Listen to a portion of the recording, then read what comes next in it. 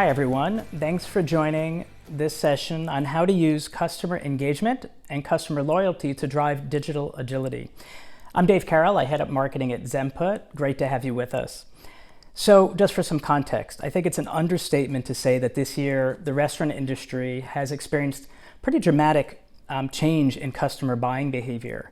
And that's because me and you and consumers around the world have had to rapidly change up our own dining out and ordering in habits based on everything that's happening around us.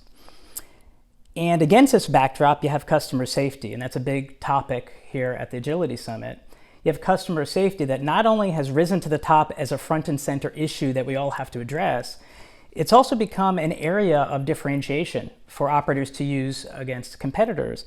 And we see that continuing into the foreseeable future. At the same time, restaurant operators have been urgently trying to make up for closed dining rooms by doubling, in some cases tripling down on other channels, including online ordering. And with on-premise dining in flux, the industry is really looking for new ways to engage customers and new ways to create loyal customers. And when you can't have customers coming into the four walls of your restaurant, that really means through digital channels. Which brings us to today's session. So I'm delighted to be joined by someone who I know can shed a very bright light on the topics of customer loyalty and customer engagement. I'm joined by Shyam Rao, who is co-founder and CEO of Punchh. Welcome, Shyam.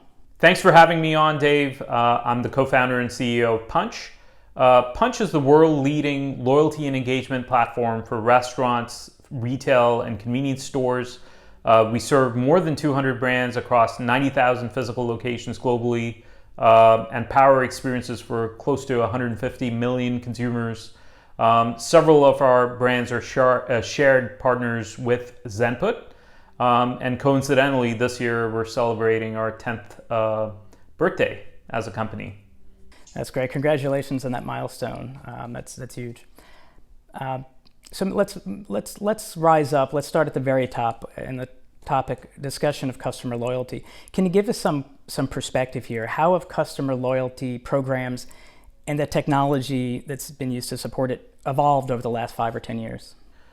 Absolutely. So not too long ago, loyalty just meant punch cards, discount programs, earn and burn programs. And since then, loyalty programs really have dramatically transformed to sophisticated must-have digital solutions that really drive significant digital sales growth.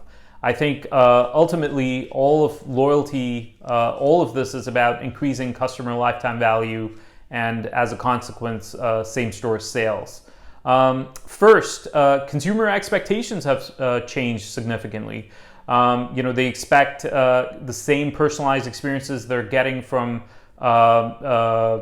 other brands like Amazon, Uber, even Instagram.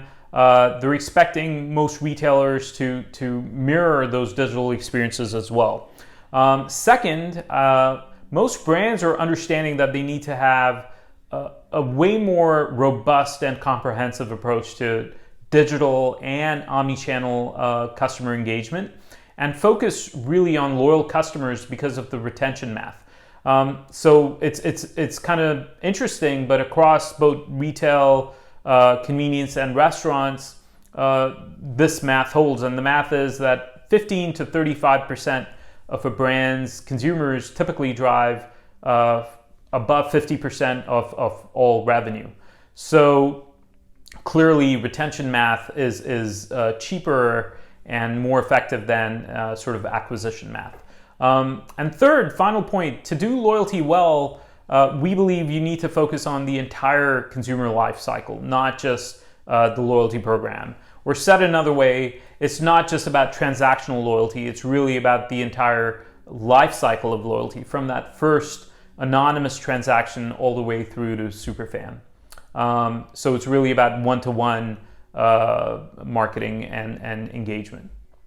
You know, it's super interesting. Even a guy from technology, like myself or even you, if you think about it, it makes sense, right? It's intuitive. It translates, I think, across industries. When you've built trust with a customer, you have that trust already. It's a whole lot easier to sell more. versus trying to acquire new customers. So that certainly obviously applies, and you've seen it over the years happen in restaurant for sure. So we'll dive in. So given the reason that we're gathered today here at the summit, this big theme of the conference around agility, let's start there. Can you help us set the table by drawing for us the connection between loyalty and creating agility, or do the two kind of relate? Yeah, great question, Dave.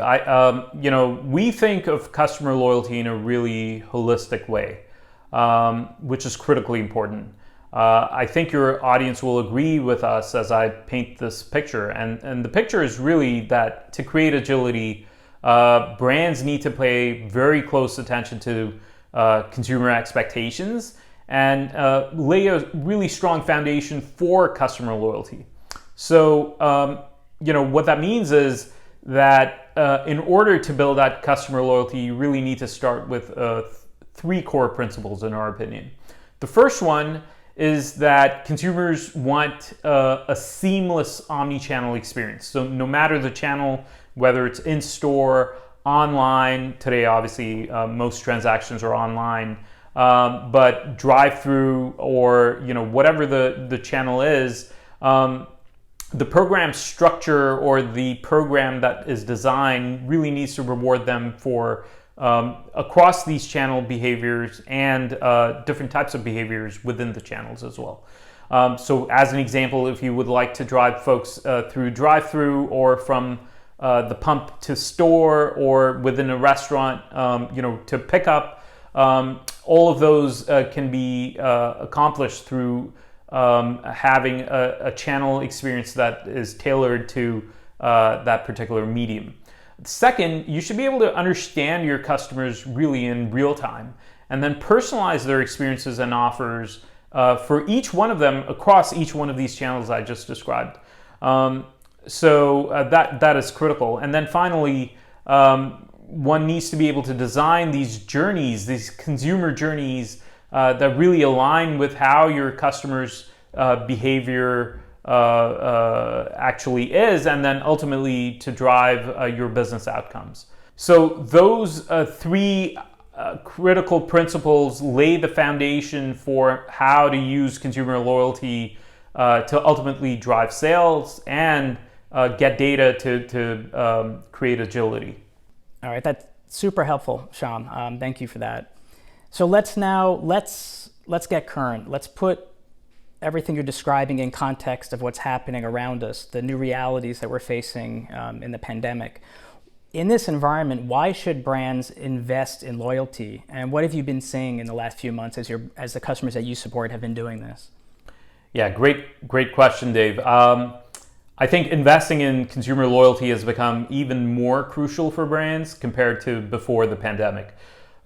Really, in the early days of the pandemic, what we saw was most restaurants had to temporarily close their stores. Most consumers were very reluctant to eat out because of safety concerns.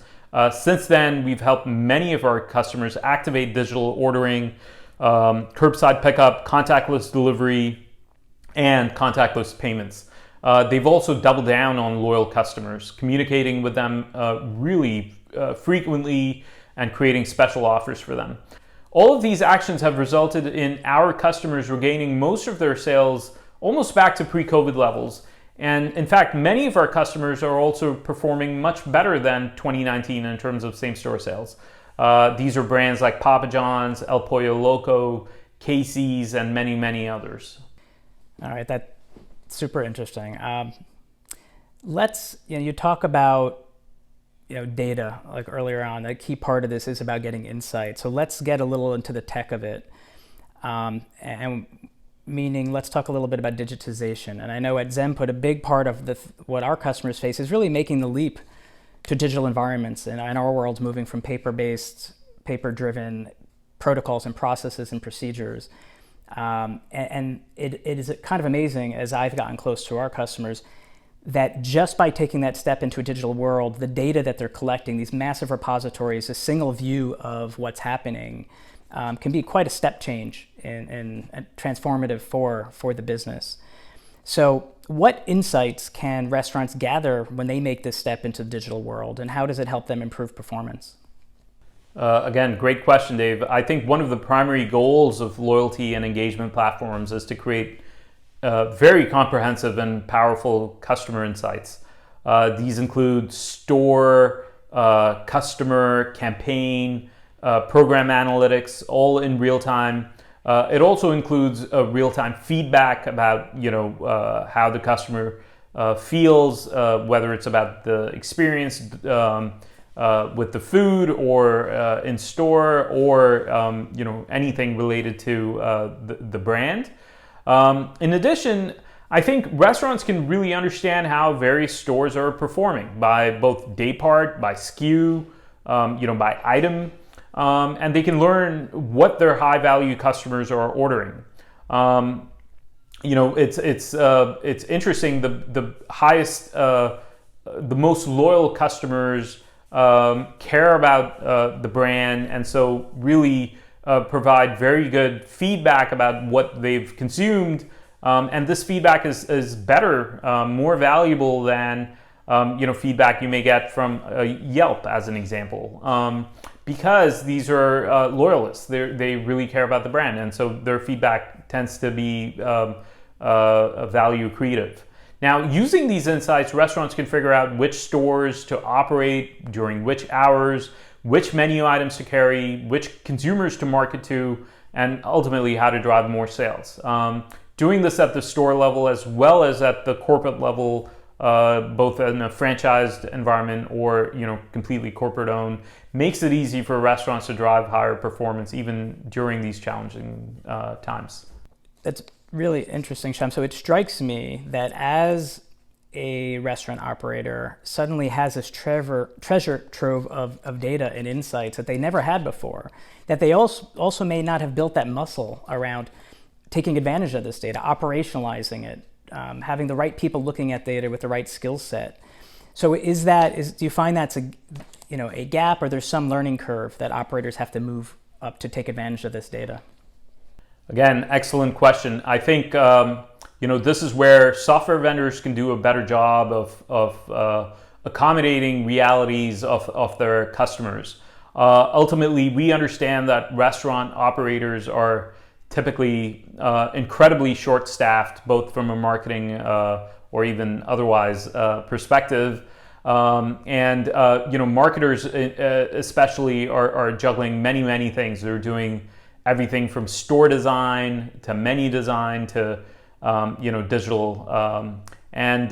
Typically with lean teams wearing all of these hats, it becomes a challenge, as you correctly pointed out. So one of the things we're doing is employing more AI to allow marketers to give marketers the ability to not only understand which marketing segment to target, but also what offer to send to whom and when. I think we're going to see more and more AI come up to help these marketers with their daily lives, precisely for this reason. Now, as a brand increases in digital maturity, what we are seeing is that the brand chooses to invest in having an analytics a team specifically looking at the data and forming their own insights, in addition to the AI capabilities that marketing platforms may offer. So I think it's really a crawl, walk, run approach. During the crawl and walk approach, one of the ways to create leverage is using AI, and then ultimately during the run phase, you use AI plus in-house talent. All right, that makes sense. A logical kind of evolution of kind of the platform you're providing and others out there. All right, so let's turn to the topic of safety, which I mentioned up front. And we're talking a lot about employee safety, customer safety here at the summit, and how critical it's been for multi-unit operators to have to roll out new procedures, updated procedures, sometime within a day's notice, and very varying procedures depending on which region a given restaurant location is operating, and how critical to do that smoothly and to have visibility into whether compliance is happening. But there's the other side of the equation. You want to as nimbly and quickly be able to roll out and communicate to your customers what you're doing to keep them safe. So how are you seeing your customers communicate their safety efforts to customers to instill confidence so that to bring them back and to have them ordering through some of their new channels? So safety has clearly become a new concern for customers. Ensuring safety is not just about procedures for store cleanliness or staff wearing masks or even social distancing. Safety is also about ensuring contactless experiences for ordering, payments, delivery, making curbside pickup available. All of these things, really matter. We're seeing consumers want to be able to pay, pick up without having any sort of human interaction. In addition to ensuring safety, it's also about assuring customers and making them aware of all these new procedures that restaurant chains have put into motion. For our restaurant customers, we make this really easy by allowing them to notify their consumers via multiple digital channels. The mobile app, website, email, SMS, push notifications. Doing this on a regular basis, as well as reminding them at the time they're placing an order on their mobile devices, is equally critical. This is how chains can build confidence within their consumers. All right, so this has been super insightful, Shyam. I feel personally a lot more grounded in the topic of loyalty and what it can mean for the business. Before we kind of wrap up, I think it'd be very helpful for those that are participating here with us. Can you share some real-world examples of some of the companies, brands that you're working with, and how they're incorporating, a real intention around driving loyalty and what that means for them? That's a great question, Dave. And before I give you two customer examples, I'd just like to give you a little bit of color in terms of how we provide an ROI to our customers. So, number one, across our customers, we help drive substantial increases in digital engagement. Number two, in terms of discrete math, what we see is that when brands engage with us, their consumers come back 50% faster. Their consumers spend 20% more, and offers that are sent out through our platform, we're seeing average redemption rates of up to 65%.